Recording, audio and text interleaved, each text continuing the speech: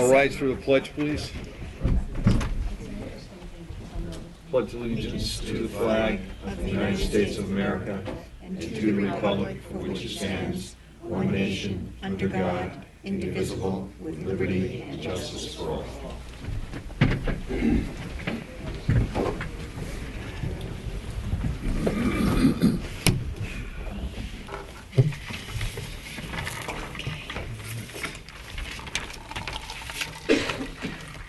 Welcome to the March board member meeting here. We start this off with the Employee of the Month. And this month we recognizing Joe Smith, works for the Parks Department, he's groundskeeper 2. And Larry Wojcik, his supervisor, nominated him, and he wrote, "I chose Joe because he's already waiting to get started on the ball fields, taking it to the next level. He's already forming a plan for it and also has discussed with me the plan of attack for Agawam and other parks as well. This is certainly a positive and healthy aspect for us all. I'm looking forward to what our parks look like this year." He does a great job for us, and we're very fortunate, so congratulations, Joe. He's not here tonight, but he's a very good employee, so the village is lucky. We have public comment. A few people who have signed up, and then after that I'll ask people who didn't sign up. 3 minutes per speaker. Donna? Yes, thank you.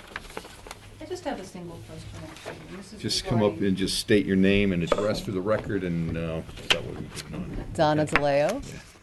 Anything else? That's good. Your address. 125 Fox Hollow Lane, Village of Southampton. Okay. Okay. So this is regarding the proposed Corrigan Moses Lane development. I just wanted to know at this current time, what's the board's position on its current status? If you could clarify that. Well, we actually don't have an active application in front of us. So what does that mean? Has it been withdrawn? No, it's not. They came in and did a presentation. There was information that was being brought, but their attorney has not come in. It initially was going to be here tonight, and then delayed for another meeting. So at this point in time, there's nothing for the board to act upon. Okay, but you say there was something. There was a presentation. Okay, and then something has been not withdrawn but delayed. Well, he was going to come in tonight, and is not here. Okay, and so how would you define the status of the project then, knowing what you know, because you know more than I do? Well, the project is with the Corrigan family at this point in time, and they've come into this board and have done a presentation in reference to that. Our attorney had asked for more information, which they had sent some of it. I don't know if they've done all of it. Not all of it, no. And the attorney was going to come tonight, and then had sent us a letter saying that he wanted to be taken off the agenda for tonight, and that's where this board is at. Okay, and so to your knowledge, what information is incomplete and what's pending? Yeah, I don't know what he is putting together. Okay, what have you received? Okay. Now you're asking me to remember what we received back in. Maybe you would remember. We received a whole packet of materials, but there was some missing information or additional information necessary in order to complete the packet, so that we have a complete application that we can act on. Is this? So the answer to your question, it's on hold until we receive additional information from the applicant's attorney. Understood. Is the information that you have on hand viewable by the public at this point? Yes. The incomplete information? Well, if it's been a public record ever since it was presented in January. Okay. And where would I be able to view that? just come into Village Hall, fill out a FOIL request, and then they can get you a copy of it. Okay, perfect. Thank you. All right, Thanks. thanks. Okay. Jackie? Hi. I'm Jacqueline Skrbinski. I live at 76 Fox Hollow Lane in the Village of Southampton. And I'm just doing a follow-up to what Donna is saying. I just wanted to let the trustees know that I'm here to say that I hope you will enforce the single-family half-acre zoning that is on the master plan.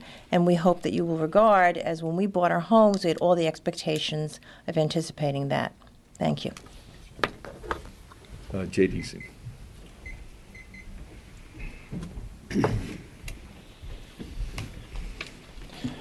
I'm Jay Deasing, a resident of the village at 109 Old Town Crossing. And I just wanted to speak briefly about the Southampton Village Historic District. And this is one of the brochures that actually the village produced many years ago, and there's still some copies sort of floating around. And the first sentence says, "The village of Southampton, first settled in 1640, is renowned for the diversity and integrity of its historic and cultural resources." We have absolutely a fantastic historic district. It's actually 4 different districts.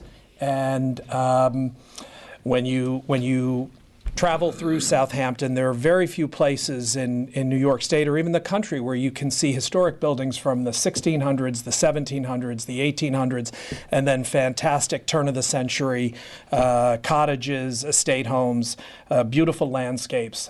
So we have really been blessed with tremendous wealth of historical resources. And Averell Harriman once said, "With great wealth comes great responsibility." And that's why I'm here, to remind you of that responsibility, because what's going on at the ARB is shocking. It's disconcerting, and unless this board wants to preside over the dismantling of our historic resources, I think you need to make some clarifications. Because what's been happening is there is an application that you may or may not be aware of for a fairly large single-family home on a vacant parcel in the historic district. And the board is being bullied by the applicant's attorneys that they have absolutely no authority or control to mandate any aspect of that property, that it's zoning and formulas, and that if it's under the FAR formula, that it does not matter, that there's nothing that that board can do.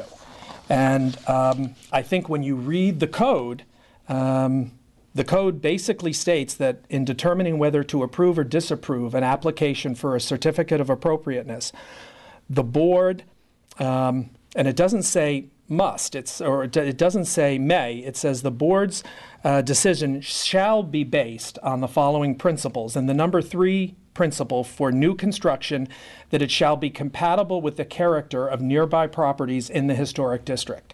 And then it says, in applying the principle of compatibility, the scale of the proposed alteration or new construction in relation to the property itself, surrounding properties, and the neighborhood must be taken into consideration. And what's unfortunately happening is the board is listening to these conversations without comment, and their attorney is listening to these conversations without comment. And from a number of angles, that's not fair. The applicant doesn't know what the legal ramifications are. Are they, in fact, subject to making sure that their property is, in fact, consistent and compatible, or do they simply have to go by the formula? And the real issue is that this house is 2 times the mass of the next largest property in the historic district that it abuts. And I don't see, when you look at the definition of compatible, it says consistent. To me, a doubling is not consistent. It's not equal. And What's the address of the property? it is 483 Hill Street. Oh, okay. And I have to say, I was, I have to give Mr. Highsmith the highest praise and regard, because he was bullied, he was insulted, his board was attacked, and he kept calm, he kept cool, he kept it moving forward. But I think it's really your job now to step in and define what the rules are here. And I believe that you want to have an ARB that can make sure that a historic neighborhood stays historic. Because if we start letting somebody, whether it's new construction or alterations, significantly change the tenor and the tone of a neighborhood, stick a fork in it. We're done. The house they're proposing would look beautiful in Pheasant Pond. If you're going to put it on a flag lot on Hill Street, it doesn't work. And, you know, they gave it a close shave and reduced it by 200 square feet. And they said that they'll screen the property. Well, guess what that does? When you screen a property with large arborvitae and hedge, you're taking it out of the historic district. There's no view. There's no line of sight to that beautiful historic landscape with barns. And all of a sudden, you've got this massive row of evergreen trees. And I don't think that's right. I think the neighbors purchased their property with certain covenants that they were willing to live with. And I think we as a community are entitled to maintain the historic stature that we have. And I don't begrudge anyone who wants to make a profit, but don't make Southampton poorer. So thank you very much.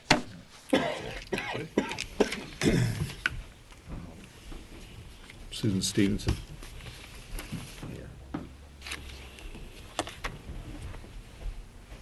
Susan Stevenson, Toilsome Lane in the Village. I agree with everything Jay said. In these meetings, of which there have been many, there have been, I believe, 5, and it's still open, the bullying behavior of the attorney for the Mr. Farrell, who once has been, I think, out of order and improper. And I find it disconcerting that it's allowed to go on. Curtis Highsmith tried very hard not to let it happen, but I do think that the attorney should have stepped in, the village attorney. I mean, it's a point of law that people are talking about. They've now asked for points of law. But it just seems completely inappropriate what's going on there. And it's on tape. I would urge you to look at the tape of two. Did you watch the whole thing? It was pretty heavy. And last night was just the same, only more. Mm-hmm. It's just not democratic, really, in a funny way. It was awful. And I would hope that you would, I don't know what you can do, but if you can do anything, it would be nice. Thank you. Okay.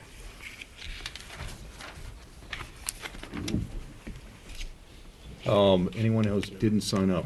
Francis, just come on up.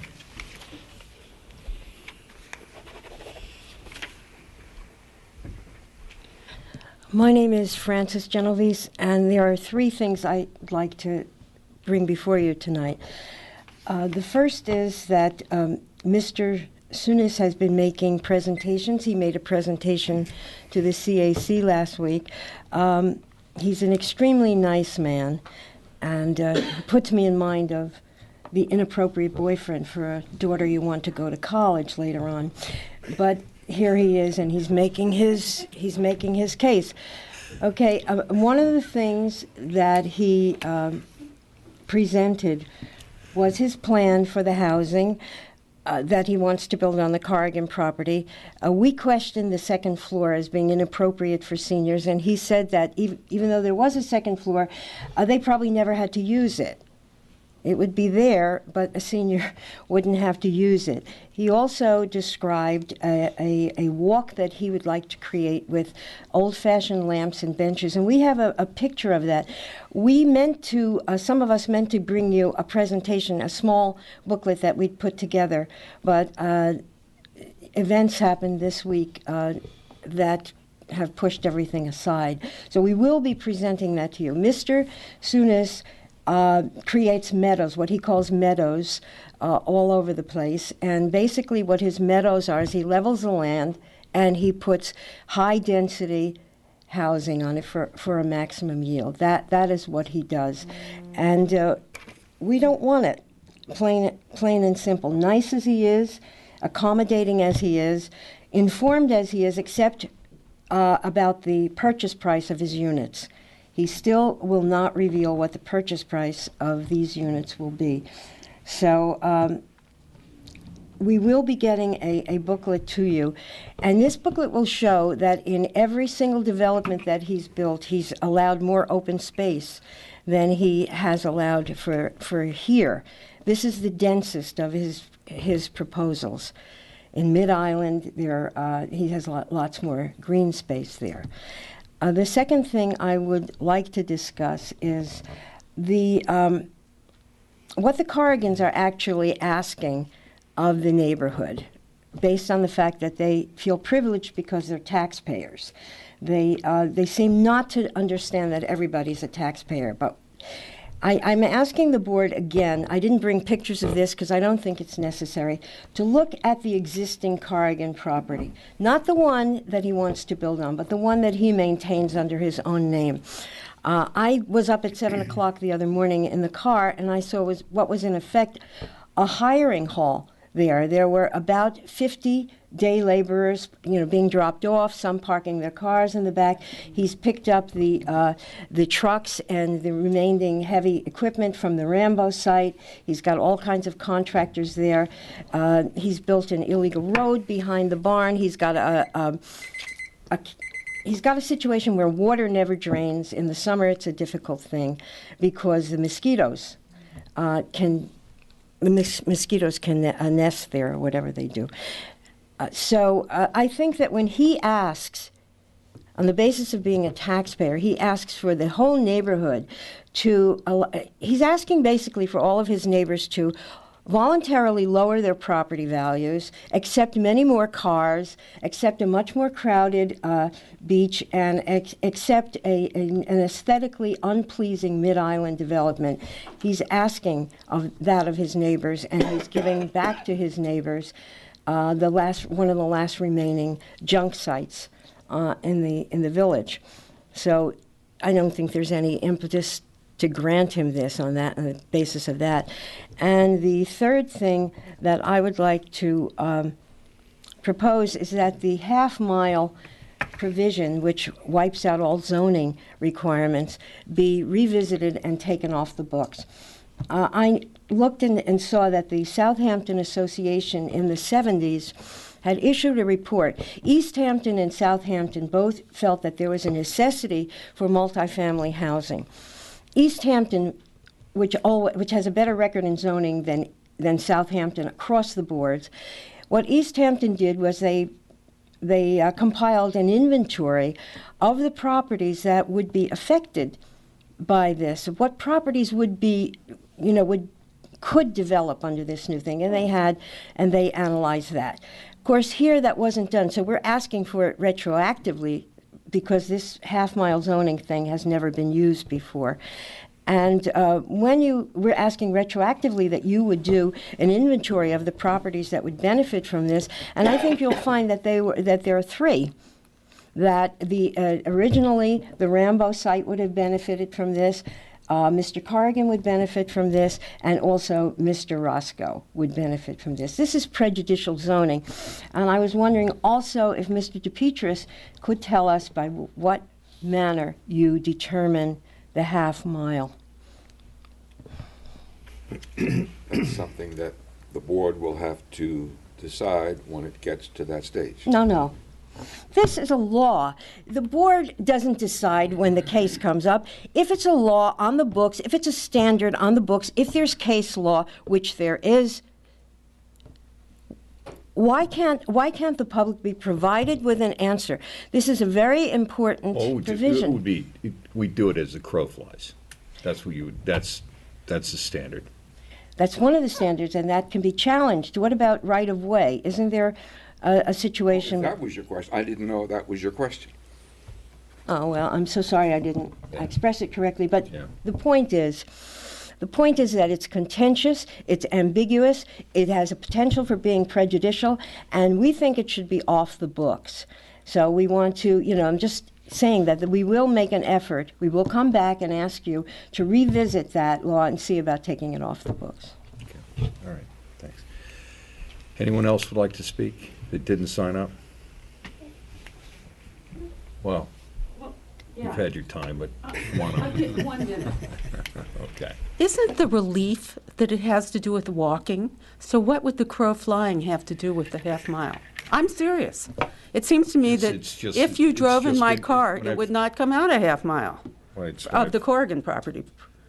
Right. So why would the relief be? That really doesn't make sense.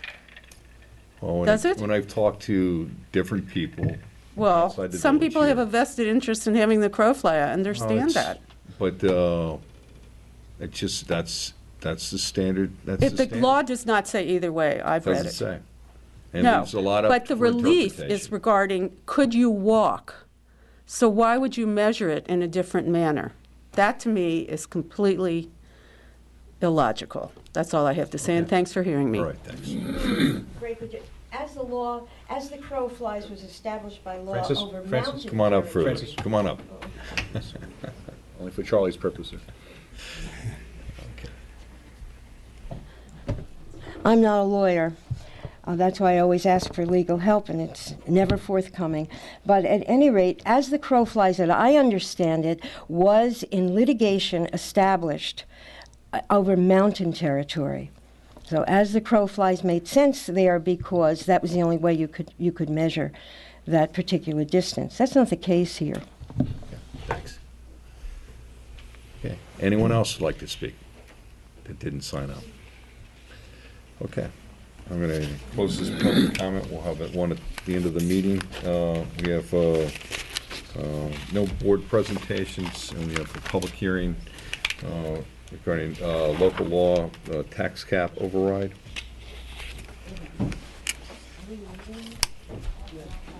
A motion to open the public hearing, please? I'll make a motion to open the public hearing on a local law authorizing a property tax levy in excess of the limited established in general municipal code law. Second? Second. All in favor?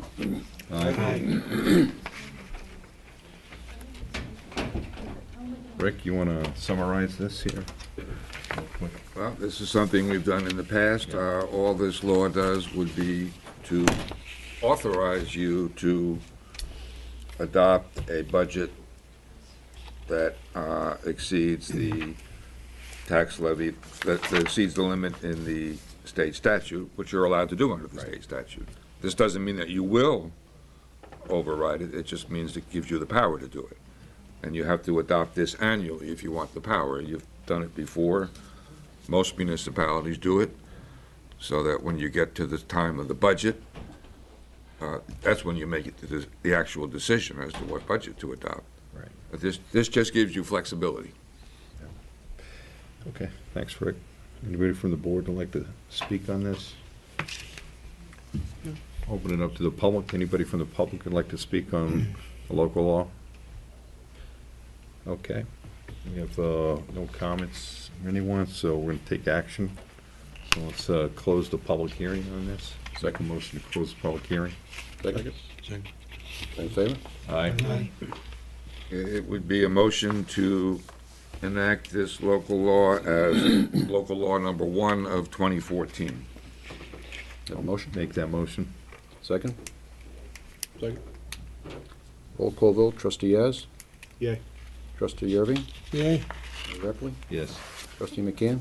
Yes. Trustee Hattrick? Yes. So moved. Okay. We have a second public hearing tonight, local law authorizing the award of purchase contracts on on the basis of best value. So I'll make a motion to open the public hearing on this. Second? Second. All in favor? Aye. Rick, you want to? As I mentioned to you at the last meeting, this is an authorizing local law similar to the one that you just adopted on the property tax cap override. You have the power under state law to do competitive bidding for purchase contracts on the basis of the lowest responsible bidder or on the basis of best value. If you want the option of being able to go out to bid at some point in the future, on best value, you first need to have this local law in place. So if you adopt this local law, it simply gives you the power to use it in the future. Doesn't mean you have to use it. It's not something that I think you would use very often on your own. We'd have to get more familiar with best value stuff. As I mentioned at the last meeting, the reason this is coming up now is that Gary Gillespie, let me back up a second. Under state law, instead of going out to competitive bidding for bids, as you know, you're allowed to make purchases off of contracts that have been competitively bid and awarded. such as the New York State contract.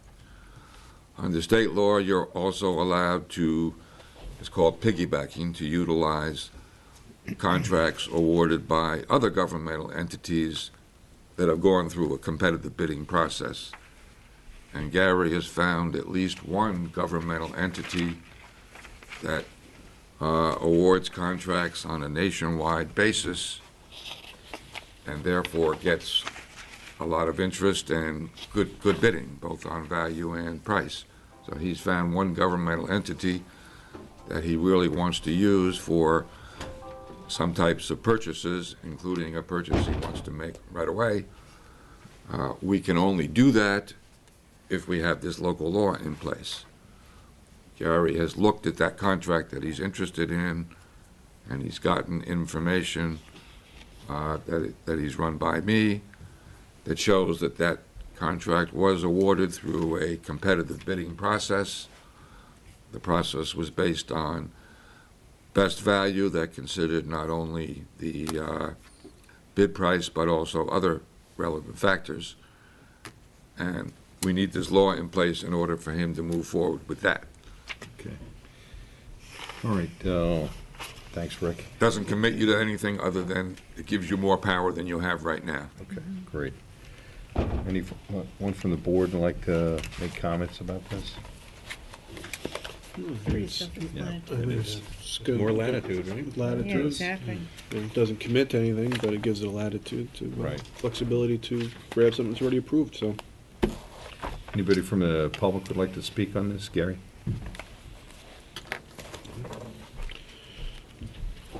Somebody else has done the homework, that's a good thing. I just wanted to add, what's happening in New York State is as the years go by, there are less and less vehicles available off New York State. They're not issuing the contracts as much anymore. So we're having to go out to bid. We're having to get 3 vendors at a much higher price. And from a NICOM Public Works Training School, I was made aware of a whole piggybacking session. You know, obviously the law's been in place for a while, but NJPA, which is a cooperative that I'm looking at for contracts, on best value puts this benefit back somewhere we can use it. And New York won't say for sure, but it looks like they're basically phasing out a lot of their public contracts in going this route. Anyone else from the public would like to speak on this? Okay, so I'd like to make a motion to close the public hearing on this. Second? Second. Second? All in favor? Aye. Take If you action. want to move forward, it would be a motion to enact this local law as local law number 2 of 2014. Make that motion. Second. Roll call vote, trustee Yaz, Yeah. trustee Irving, Yay. Mayor Epley, Yes. trustee McCann, Yes. trustee Hatcher. And yes. Okay. Gary, you want to,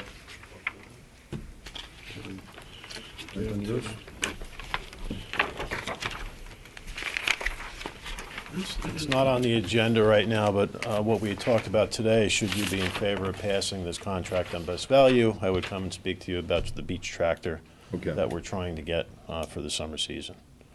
All right. Basically, we're trying to get a tractor ordered about a month ago, so it'll be here for the start of the summer season. We have a 1998 New Holland tractor that our central garage, Kenny Zay, has been patching up over the years. Last year, he said it's done, and I said, please make it last one more season, which he did. So now we basically have a tractor that is running, but pretty much anything you touch on it is rusted out. And if you change a hydraulic line, a brake line, you're breaking it or the fitting it's connected off. So we're trying to go out for a new tractor. The bid amount is in the amount somewhere of $83,000. It's in your board presentation package. Yeah, I see, yeah.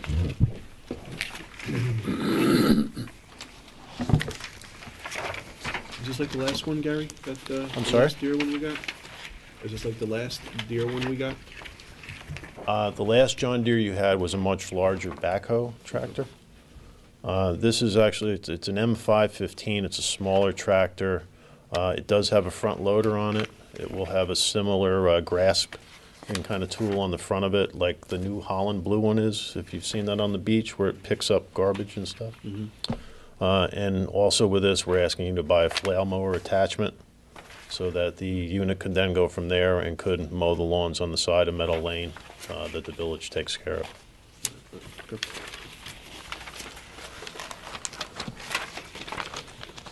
What does this utility tractor, what does it primarily do? The tractor itself is a basic tractor that you can put attachments on. You can put a front loader bucket on it, like any other attachment. You could put a backhoe bucket And on that's it. used for what, the front loader bucket? The front loader bucket is basically used to pick up any kind of material, sand, gravel, etc. It's pretty much a standard thing you would order on a tractor. You could move snow with it, you can move dirt with it, sand. This one has a little extra hook on the front, so after it's on the beach and there's driftwood, snow fence, seaweed, it can grab it like that and load it into the back of the truck. But this tractor will primarily be at Cooper's Beach, pulling the beach rake all summer long. That's its main purpose. The last one we had made it 16 years down there. And, we may sell it or we may keep it in the yard. We have to figure that out. But we need a machine that can run every day. Gary, is there any particular reason why you went with a John Deere? I mean, there's less expensive tractors. You could go with a Volta, or there's numerous other ones that are just driving on the beach. Okay. The main reason we went to John Deere is we have 3 other John Deere tractors. Okay. Kenny Zay, pretty much, he likes to keep things inventory-wise as down as far as he can. We tend to stick to international trucks. For large trucks, we tend to stick to the Chevy trucks. For smaller trucks and just on a tractor thing, he tries to stay with that. The other reason we didn't go to the New Holland model, which isn't necessarily cheaper, is that the parts for that are a lot more expensive anytime we have to replace it. So basically, we looked at the John Deere from the get-go just to keep the fleet uniform.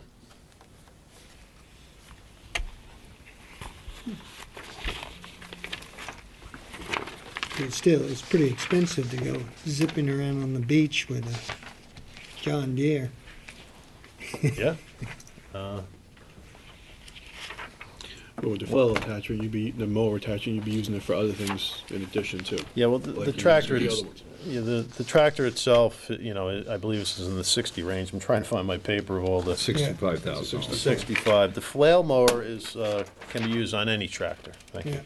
The flail mower attachment that we'll have on there won't always be on that one. It can go, onto a Ford tractor we have or an old Case tractor. You can use it for the sumps, you can use it for the roads. And, It's a pretty expensive mower, too. What is that on here? Is that the? It's the last page. Diamond DR. Is it like the last flow when we got the last tractor, the flail mower, or is it larger or small? Is it a smaller one because it's a smaller tractor, or is it the same size? Or Are you back to the John Deere back? yeah, because we also bought a flail attachment for that as well. Yeah, Is no, it this- like that, same size? Or? This is a smaller size. The flail mower attachment that fits that John Deere, we already had that flail mower, but that flail mower is on an articulating arm. The flail mower in question here would be directly behind the mower. Oh, it's okay. So it really would just be for side of row mowing or field mowing. Right, okay. And the flail obviously is so you can go through the thicket without worrying about blades. Is this new purchase contract that we just approved today, is there any point in seeing if you can get these equipments any cheaper than that? The price you're seeing is NJPA Oh, okay, good. contract.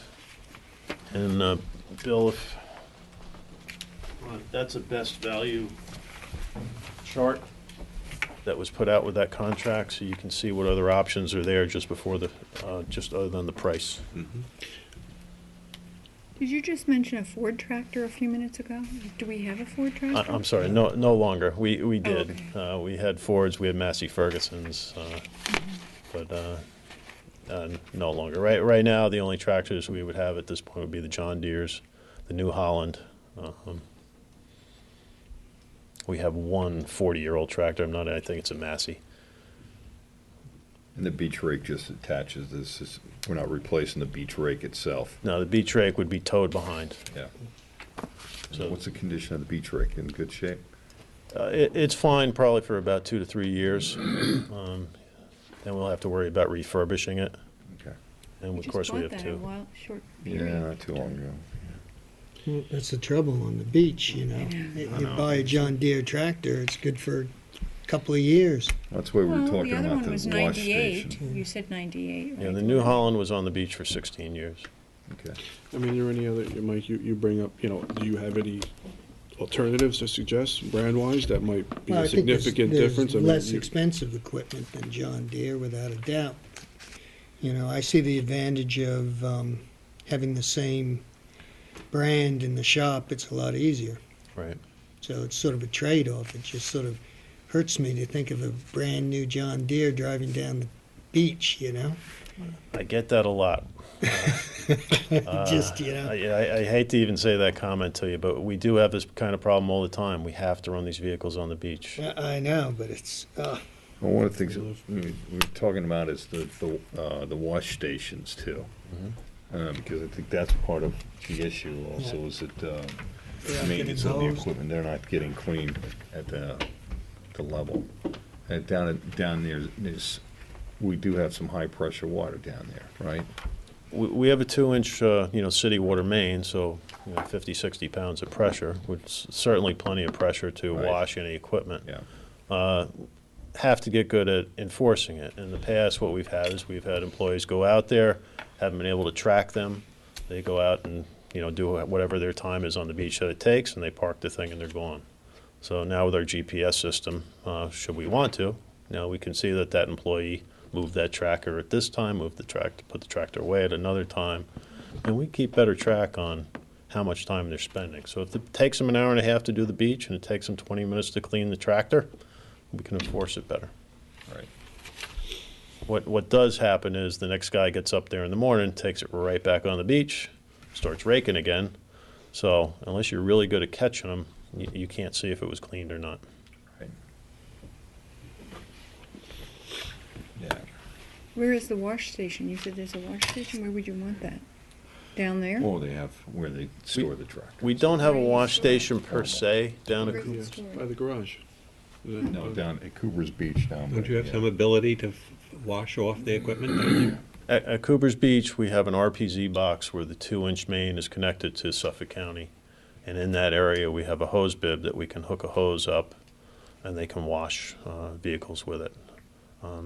The pressure there, we could hook a hose and there's no problem washing equipment off, be it those or the gators or whatever you would like to do. I think the mayor was starting to mention, we're talking about a high-pressure wash station in the barn area. Yeah. For the sweeper, we just got on lease, and some other equipment where we need very high pressure, upwards of 100 gallons per minute, to really get the thick stuff off. So that's something we're looking into doing as well.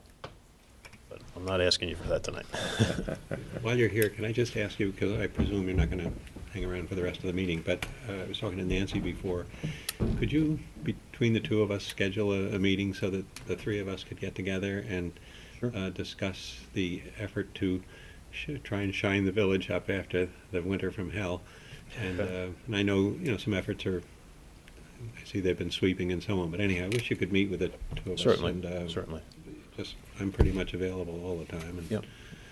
so if you would do that. And I did come up to see you this week, and you weren't there, and Kenny's brother, I think, died or something like Yes. that. But I was going to Yeah. discuss, because at our Tuesday meeting, we discussed this business of a washing, an ability to flush out the sweepers and so on. And I did, while I was up there, unfortunately, one of Kenny's assistants told me the other sweeper was hors de combat and waiting to, I don't know what it needs to get back in.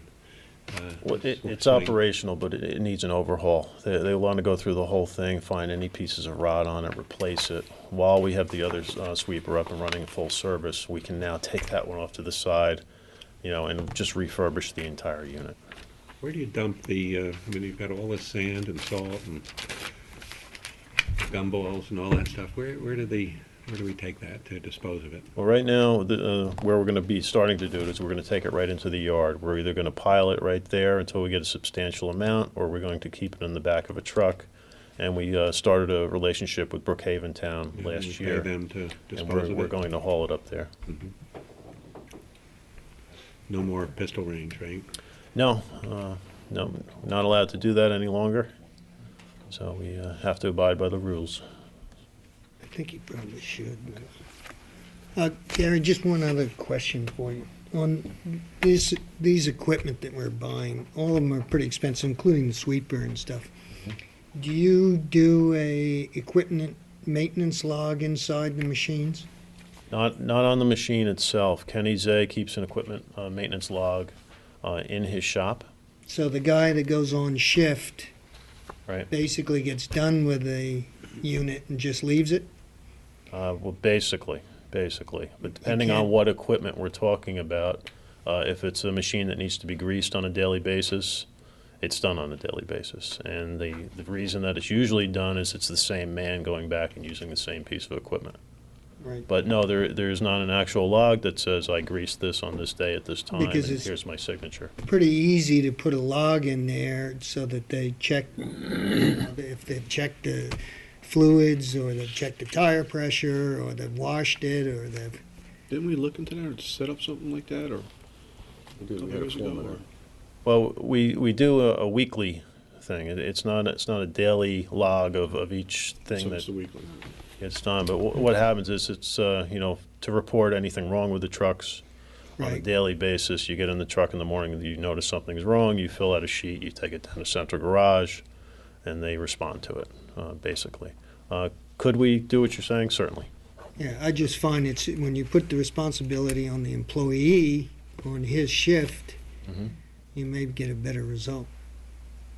Especially down at Cooper's Beach, that's a good idea. You know, did you wash it off? Right. You know, he's gonna remember that he checked yes, hopefully. We could do that, yes. Well, I was talking to Michael, saying, what kind of time frame do you expect if you were to order a tractor? What kind of turnaround time are we talking about here? Right now, if I order this thing tomorrow, I'll probably get it somewhere toward the end of June. Originally, we were back in early February trying to get this to make sure we had it for Memorial Day weekend. And then it just didn't happen. We thought we had something real easy here with this NJPA contracts, like it was a home run. Then the contract came in as a best value versus a low bidder. It kind of slowed us down. There is a possibility that they could find this tractor in another John Deere dealership, and we could get one earlier. But as far as ordering it right from John Deere, we're looking probably mid-June, end of June right now. That makes it tough. Yeah. 'Cause we were talking about is being able to do some comparison between some other tractors out there too. It'll probably be in the high 30s by June this year, won't it? Probably. What numbers you talking about? Yeah. 10 grand difference, 20? I mean. I don't know. Oh, okay. Yeah. I mean, do you have any, of any, I mean, it's kind of tough to I mean, I opinion on don't that, have but I a mean- comparable. I could tell you the contract that I just gave to Bill does give a side-by-side comparison to other brands. Do you want this back, Gary? Actually, No, I think- well, yeah. copy? I think there's 2 or 3 copies I gave you, Bill. Oh, okay. What else? I mean, This is one I sheet think we there? need. Yeah.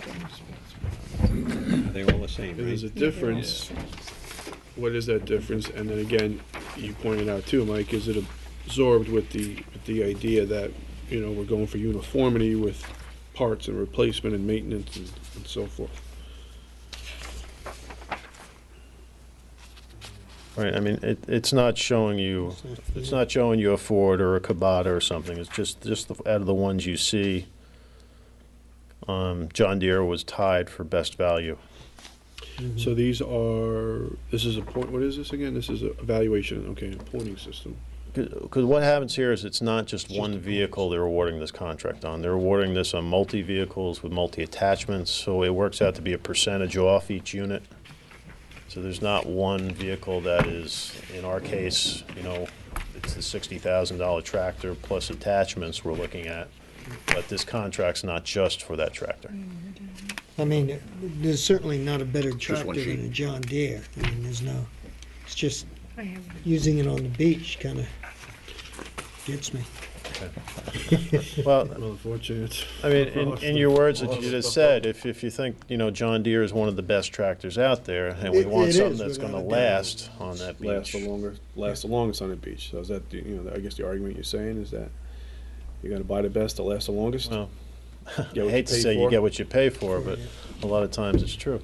Or is there another tractor that, that we have already, that we're using already? It's older, that we put onto the beach and replace that tractor with this John Deere? The New Holland that's there replaced a John Deere that was there before. At the time the New Holland was bought, Eddie Britt was a trustee. He liked the idea of the New Holland. I think it was imported from Italy. It was an exciting adventure type thing. It took about 6 months to get the thing. And then once we got it, Well, you go to it was Italy a to very get good it. tractor, but it was an ordeal to get it. But do we have anything now in the village that we use, that we put out onto the beach and then take the new tractor Use it in and the use village, it in the village? So swap the No, we don't have anything that would have the power to pull that tractor unless we go to something larger, like our larger backhoes and our payloaders, which Okay. we don't want to tie up on the beach, and we don't Right. really want to put on the beach. Yeah. The other tractors we have are all smaller. They don't have the horsepower that the New Holland does and that this new tractor would have. Okay. We do have a John Deere tractor that we do use as a secondary on the beach, but it gets stuck. Okay. Can you put at least a log in there to hose it off? Oh, certainly. At least for the first year? No, the mayor has talked about this at department head meetings as well, and I'm in agreement with it. The problem we had in the past, my fault, is the enforcement of it. That we have guys who are working through the weekend, and they're in a hurry. Well, I can understand that, know. but But your suggestion of a log is a good one, Yeah. and I'll definitely enforce that. I mean, even that notwithstanding, whether it was done or not, you still had a piece of machinery that lasted so far, 15, 16 years. So I guess it's safe to say that we're going to at least get that with this, if not more. Well, I would hope so. Because I mean, with the deer, so I don't know if the steel's the same quality as 16 years ago, or if, how the parts are.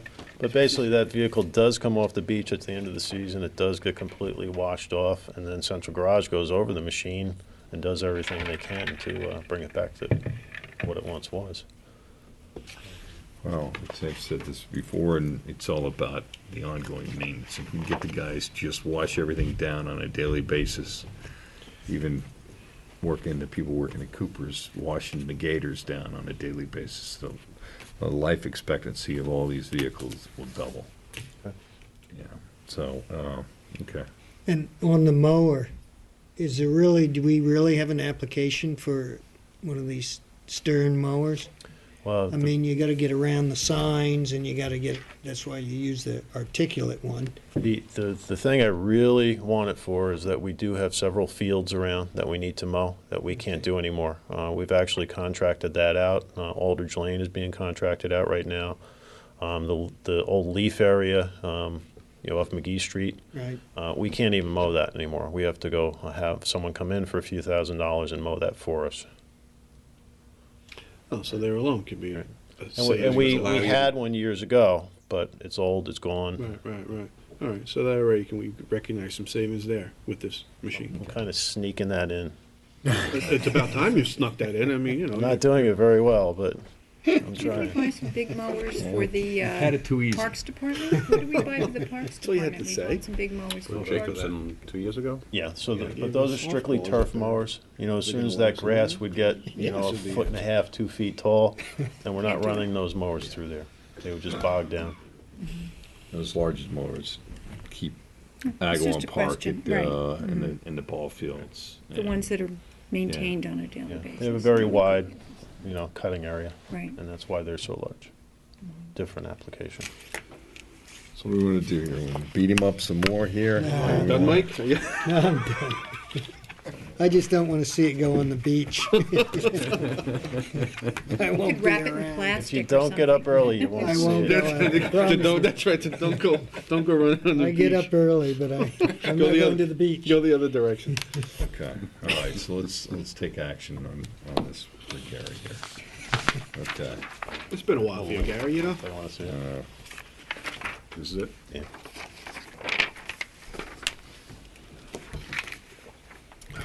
That's a John Deere. Yeah.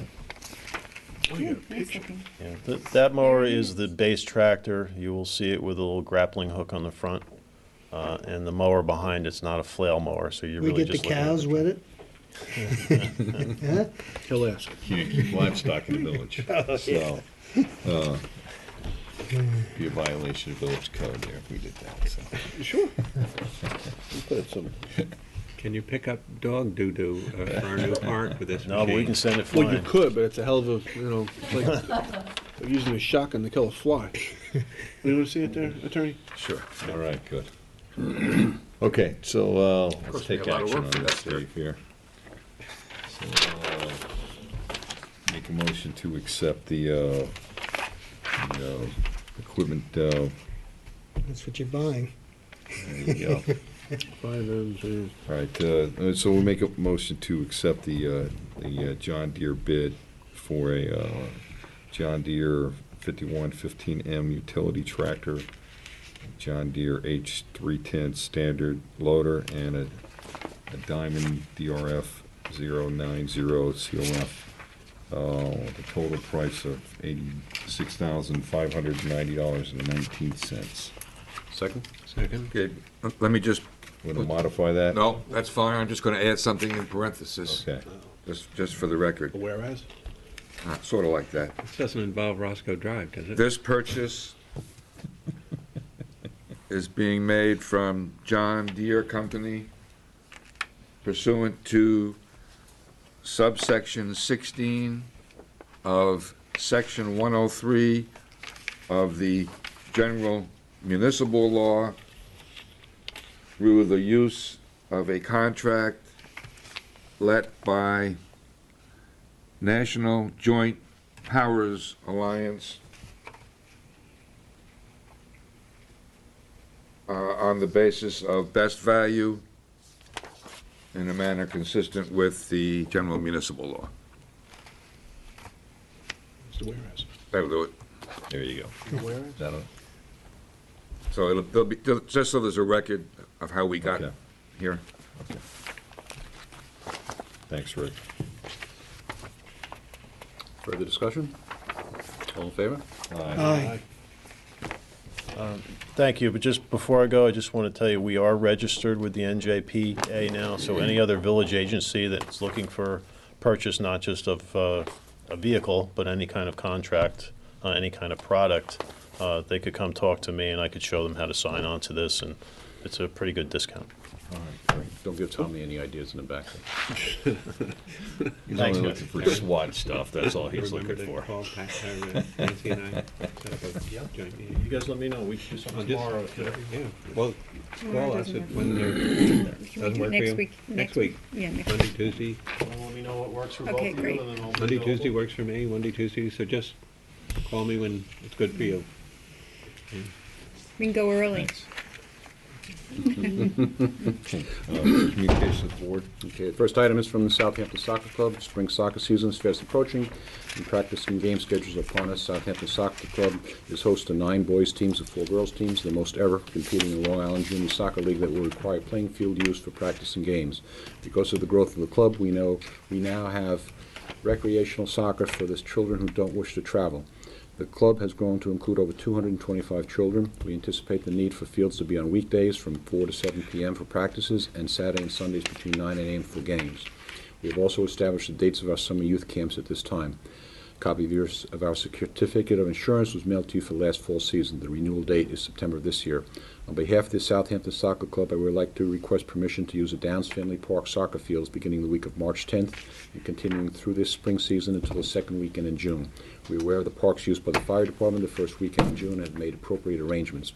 We also request the use of the park for the following summer days for our youth camps: June 23rd to the 27th, 9 to 1, July 21st to the 25th, 9 to 1, August 18th through the 22nd, 9 to 1, August 29th through the 29th, 9 to 1, Tuesdays and Thursdays from July 8th through August 14th from 4 p.m. to 7 p.m. for summer training for our travel teams. As always, thank you much for your consideration. If you require further information, please don't hesitate to phone Timothy Rump, President. So I'd like to make a motion to authorize the Southampton Soccer Club to utilize the Downs Family Park in accordance with their letter dated February 27, 2014. Second? Second? All in favor? Aye. Second one is the Southampton Little League. Football as well. The Little League is in conjunction with the Hamptons Collegiate Baseball Leagues. The local team, the Southampton Breakers, would like to utilize the Flying Point Field from Monday, July 7th to Friday, July 11th from 10 a.m. to 12 p.m. for a youth baseball clinic. Please feel free to contact me if you have any questions. John Donovan, President. So I'd like to make a motion to authorize Southampton Little League to use Downs Family Park in accordance with their letter dated March 12, 2014. Second? All in favor? Aye.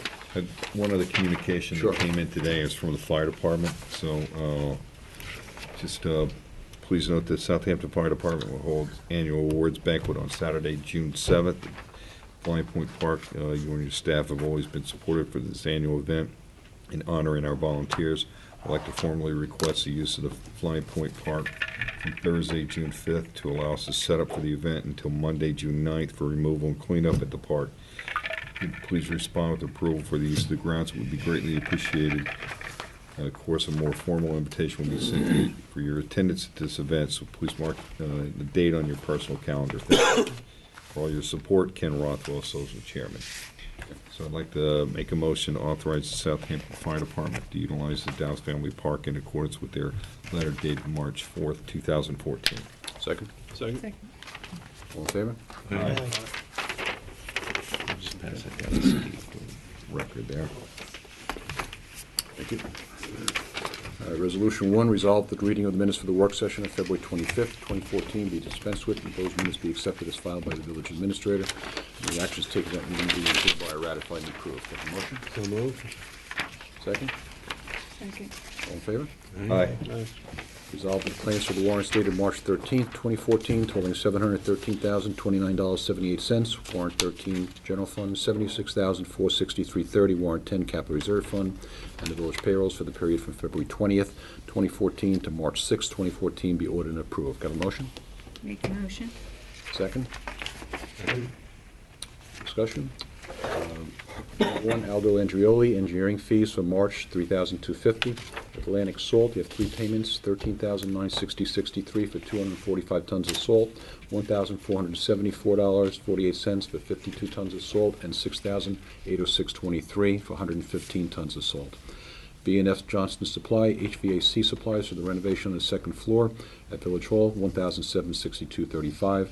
Bartlett Tree Experts, pruning the crepe myrtles at the Railroad Plaza, Windmill Lane, and Mohart parking lot, $3,965. Page 2, CSA Employment Benefit Fund, the March insurance premium, $22,590.28. Page 3, Thomas Campbell Ambulance Volunteer Medical Reimbursement, $1,000. Page 4, Gas Productions, February services, $1,521.65. Payments to Cook Marin for the annual insurance renewal, $423,285.38, a credit of $1,020.90, and $71,907.05. Page 6, Richard Petras, Article 78, the Land Bolt versus the ZBA, $7,400. Ed Archer, Fire Department uniforms and alterations, $6,905. Page 7, EMT Governmental Accounting Services for February, $1,104. F&F Brake Service Corp. Garage parts for the plow and the fire trucks, $1,177.79. Chris Farnham, Fire Department volunteer medical reimbursement, $1,000. Page 8, Peter Gale, Fire Department volunteer medical reimbursement, $1,000. General Code Publishers E-Code maintenance fee, $1,195. Glencoe Supply, sign supplies for the Highway Department, $5,329.18. Page 9, Hampton IT Experts, computer work for $5,510. Herrick Hardware, flowing on to page 10, February supplies, $1,126.53. Page 12, Johnson Electrical Construction, traffic signal maintenance and relamping, $3,005. Page 13, Lacal Equipment, cloud blades, $1,266.48. Page 14, James McWilliams, Fire Department volunteer, medical reimbursement, $1,000. Messiano Consulting, grant writing services through March 6th, $1,552.50. Page 15, Morgan Auto Supply, supplies parts for the garage for February, $2,931.65. Patricia Munn, Medicare reimbursement, $1,710. Two payments for the National Grid for the Fire Department, $1,288.67, $1,130.78 for the month of February. Page 17, Nextel Communications, cell phone bill for February, $1,355.99. Norsec and Sons, carding for February, $4,352.40. Page 18, Pro Trainings, bloodborne pathogen training for the Fire Department, $1,021. Three payments to PSE&G for heating, Police Department, $6,175.16. Building Department, $3,623.95, and street lighting, $76,1108. Next page, 19, PSE&G again for the Fire Department, $4,313.49. RCF Lewis fuel oil, $1,350.40. Page 20, Ronco cleaning supplies, $1,564.83. CMAX Sammy refund of a building fee, $6,295. Page 21, Sprague, 3,001 gallons of diesel fuel, $10,706.97. Page 22, United Metro Energy, 3,200 gallons of gas, $8,998.32. Page 23, Verizon phone bill, $3,655.84 and $1,005.32. Capital Reserve warrant, payment to Island Tech Services software for the Fire Department Chief, $3,359. Van Bortel Ford for 2 patrol cars for PD, $73,104.30. Further discussion? All in favor? Aye. Resolved, the Board of Trustees hereby approves these attached schedule of budget transfers to remain overages for the period February 25th through March 13th, 2014. Have a motion? I'll make that motion. Second? Second. Discussion. First item is $1,000 into court overtime from Justice Court contractual. Second one is $5,000 to legal contractual from jail attendant. Third one is $5,000 to building supplies, $7,000 to buildings utility, with $5,000 coming from village clerk contractual and $7,000 from court contractual. Next one is $3,000 to garage overtime, $1,500 to garage utilities, $1,000 to garage telephone, with $5,500 from garage supplies. Next one is $24,500 into insurance from trustees special projects. Next one is $5,000 to police miscellaneous, $5,000 to radio operators overtime, with $10,000 coming from police personal. And the last one is $4,000 to parks contractual, $3,000 to parks miscellaneous, with $7,000 from park supplies. Further discussion? All in favor? Aye. Resolved that the Board of Trustees hereby approves that with respect to the village general election to be held on Friday, June 20th, 2014, the polling place shall be the Levitas Center, Cultural Center of Southampton, Palm Lane, Southampton, New York, and the polls shall be open from 12 p.m. until 9 p.m. Have a motion? Make the motion. Second? Second. Discussion? All in favor? Aye. Resolved that the Board of Trustees approve the appointment of Philip Corman as a probationary member of the Southampton Hose Company No. 1, effective March 13th, 2014. Got a motion? Make that motion? Second? Second. Discussion? All in favor? Aye. Resolved that the Board of Trustees hereby approve the recommendation of Jonathan Foster, Building Inspector, to release the balance of a maintenance bond in the amount of $15,000 to J.E.M. Powell, LLC. Have a motion? Make that motion? Second? Second? All in favor? Aye. Resolved that the Board of Trustees hereby approves the Southampton Village Volunteer Ambulance 2013 Length of Service Award Program list, which has been reviewed and certified by Rick Fowler, Chief, and Dan Berry, Assistant Chief. Got a motion? Make that motion? Second? Second. All in favor? Aye. Aye. Resolved that the Board of Trustees hereby approves the following payments from the capital reserve account, subject to permissive referendum. Island Tech Services, $3,359 from the Fire Facilities Reserve. Van Bortel Ford, $73,104.30 from the Major Equipment Reserve. Got a motion? Make the motion. Second? Second. All in favor? Aye. Discussion items is, first item is parking tickets and fines. Tom?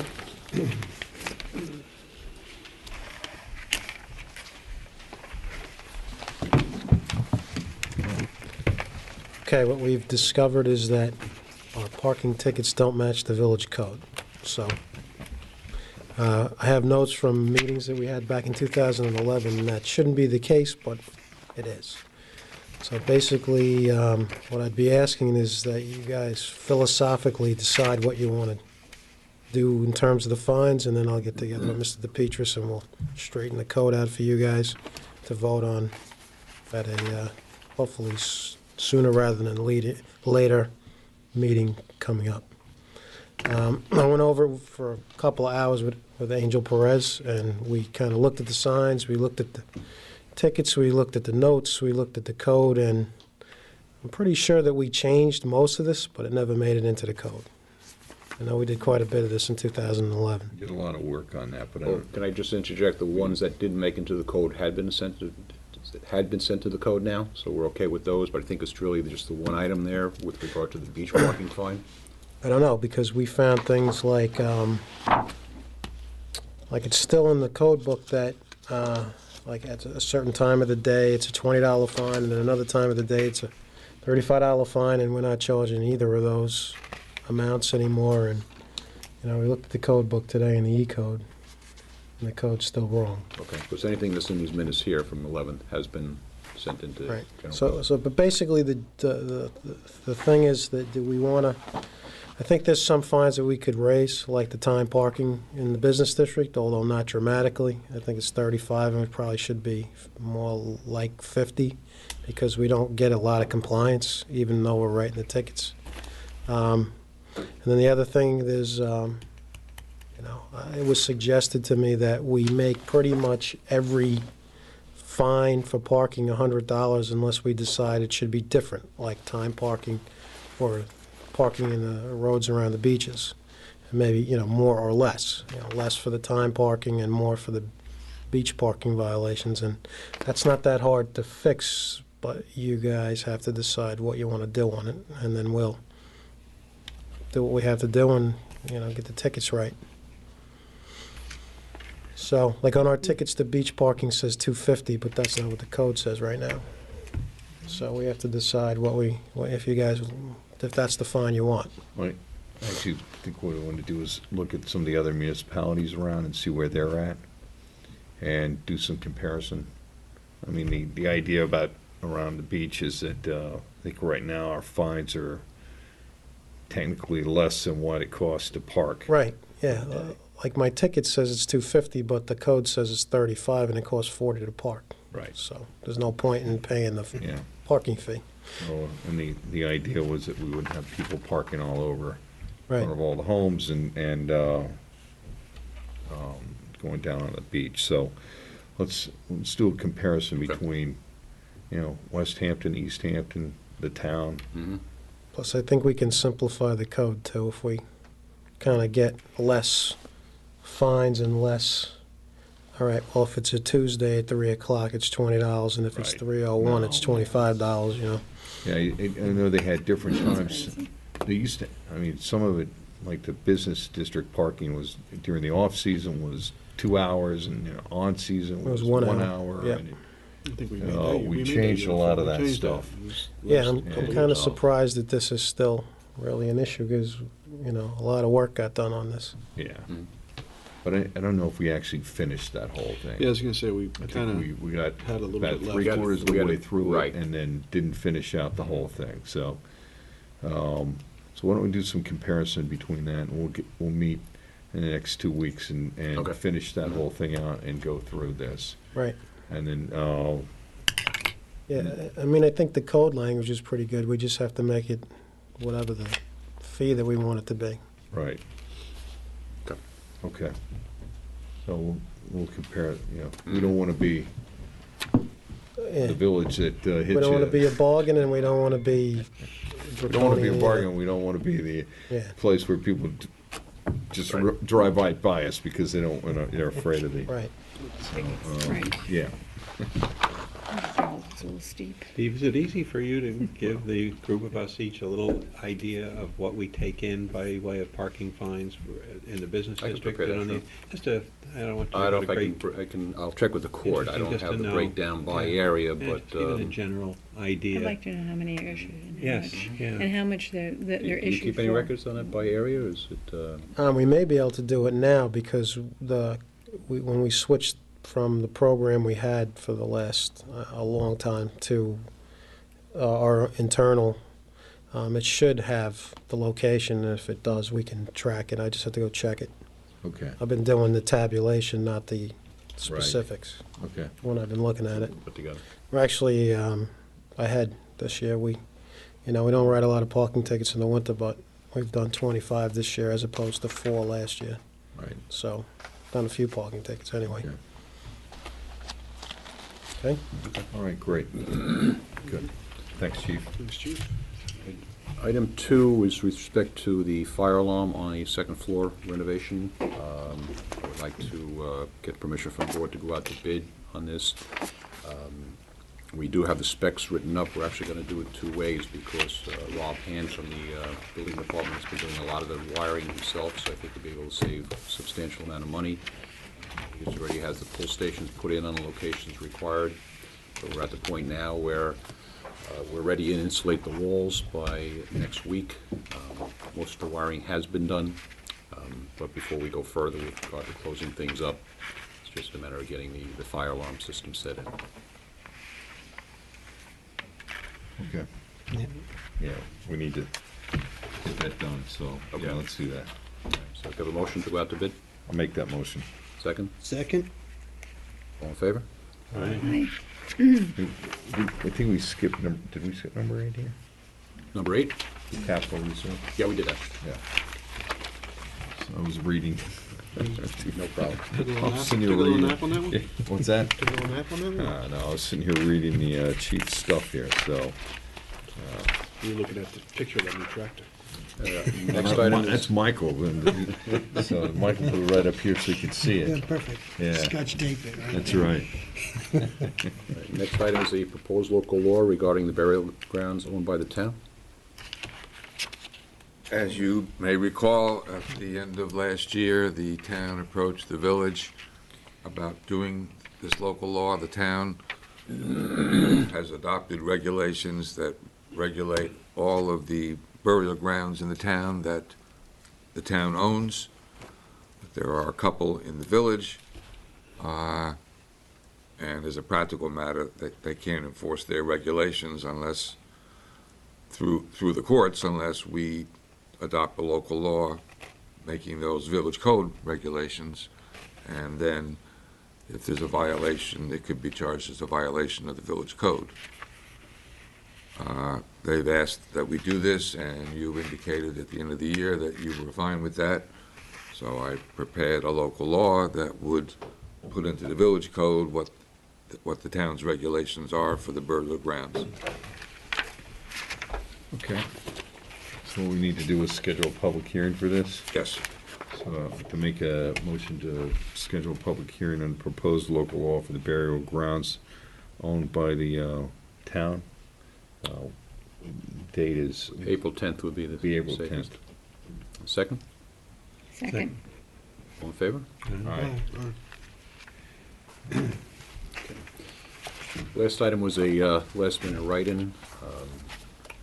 We've been working, obviously, you know, Mulvey Plumbing has been doing the heating system on the first and second floor, and they're doing a great job. With regard to the heating system, we did find out that the one that's going in does have the capacity to cover the third floor, which is great news. All the risers are going into the chase that's actually in the mayor's office, going through the second floor.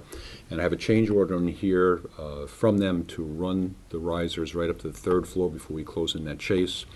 And there are also proposals here to do the rough plumbing for the restrooms on the second floor, both the supply and the waste. I did speak to John Cause. He doesn't feel he has the capacity or the capability of doing rough plumbing. It is a fairly substantial job.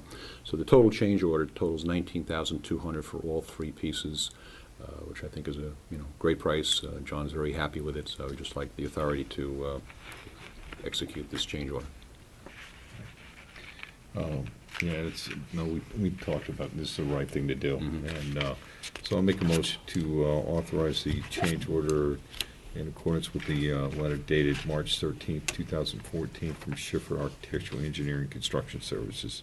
Second? Second? I have a Further discussion? question. Sure. Yeah, I mean, we're getting ready to close in the second floor. What have we done? I mean, I know this relates to the heat, but what happens with the plumbing that will have to be run on up to the third floor? I mean, I see that we're roughing in a bathroom on the second floor.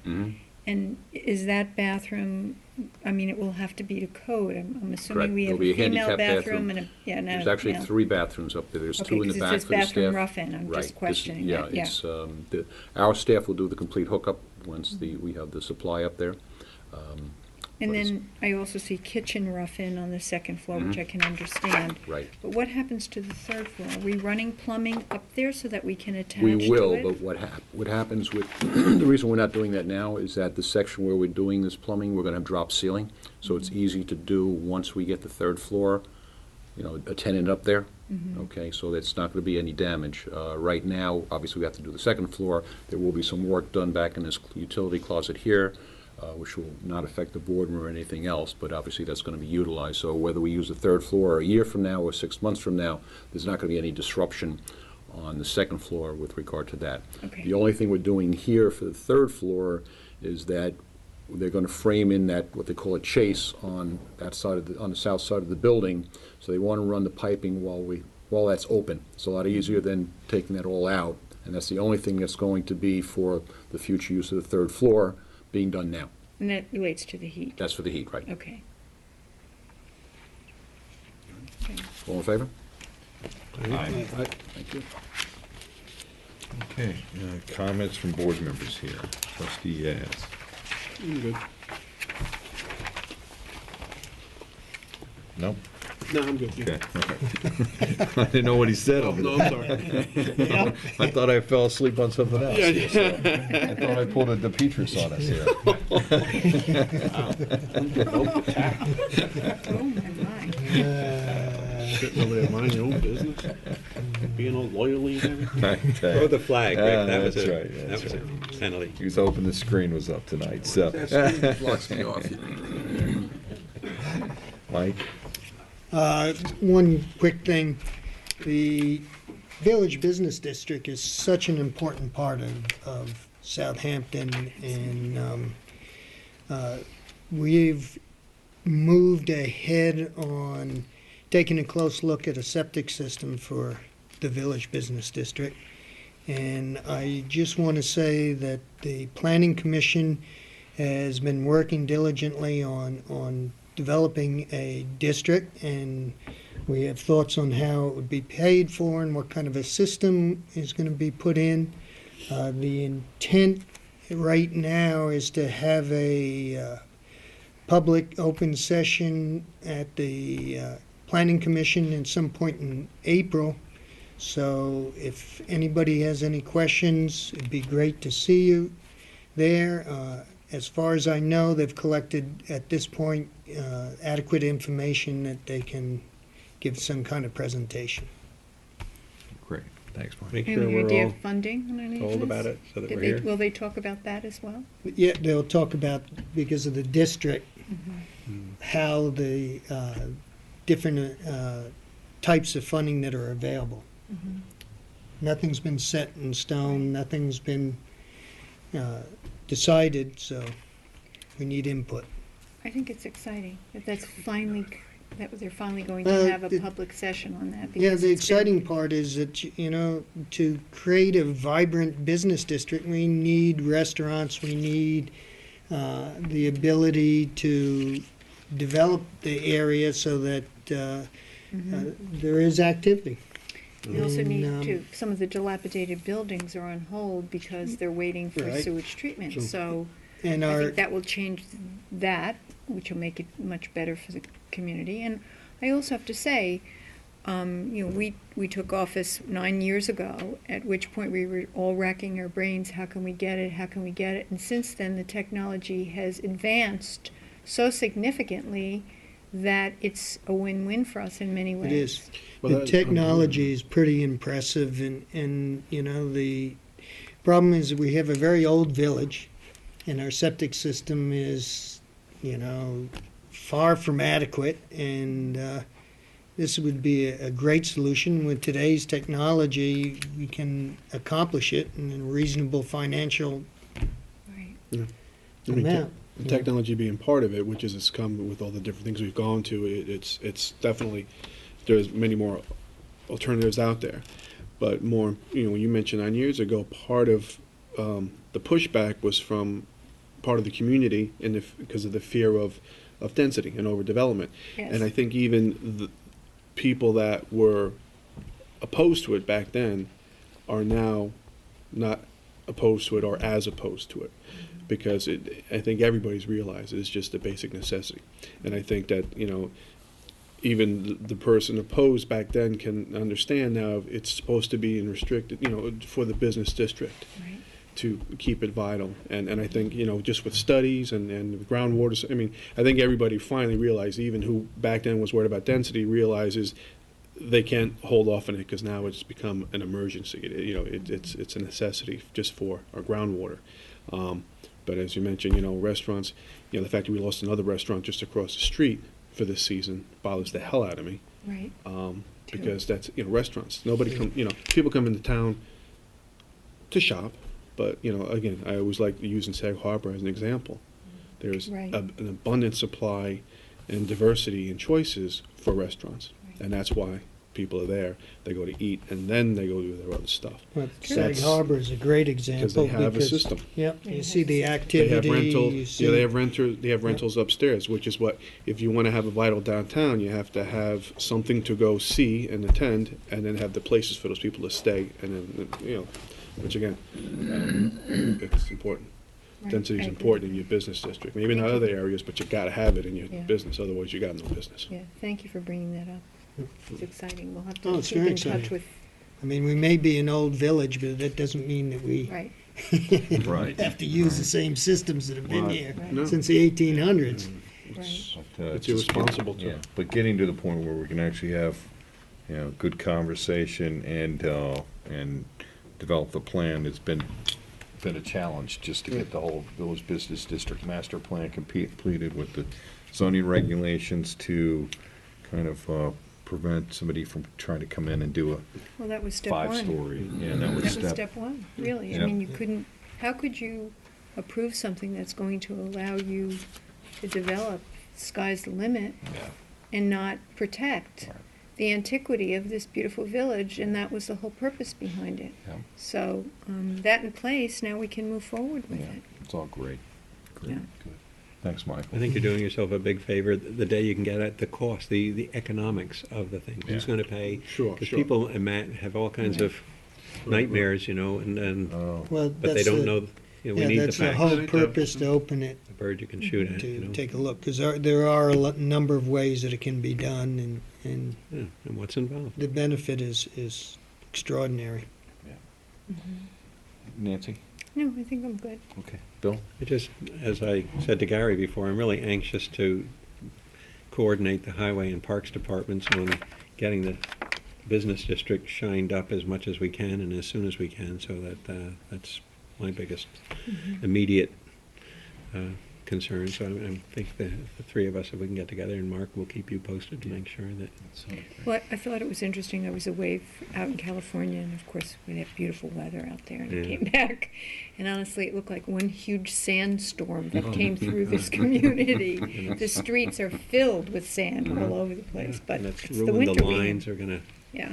Well, we're a beach community. There you go. You're right. Just keep Yeah. looking Maybe at we that. could recycle Okay? and bring it down. Bring your blanket down to Main Give Street. it to the town. That's right. There we go. That's right. That's why we approved $22,000 worth of salt tonight, so. I hope that We get doesn't beach all stick. end up in Agawam, you've gone to a Well, lot of, and the sooner we deal with it, that's the I kind of thing. completely agree with you. We can get beach Yeah, to stickers get for out, Main yeah. Street, too. Because you- So, There you go. that's right. I just wanted to, and we've got, we had, at the end of February, Sergeant Mike Medio retired after 25 years of great service to the village of Southampton. So we want to thank him for his service and all the work that he's done. And he was a formidable opponent as a PBA president, and he was a very good police officer, and his community was very fortunate to have him serve. So we wish Mike well in his retirement, and he's a good friend. So we wish him good luck. Yep. Yep. So with that being said, I'll do a second public comment section. Anybody from the public would like to comment? Ed?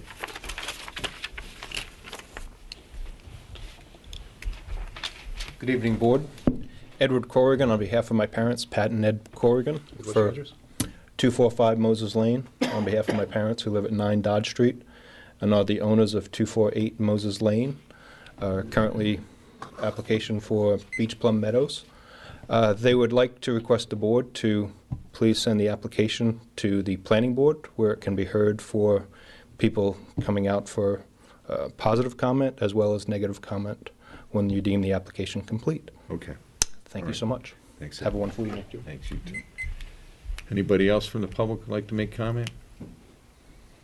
Okay, so we're going to make a motion to adjourn to executive session for the purpose of discussing personnel matters involving village employees. Second? Second. In favor? Aye.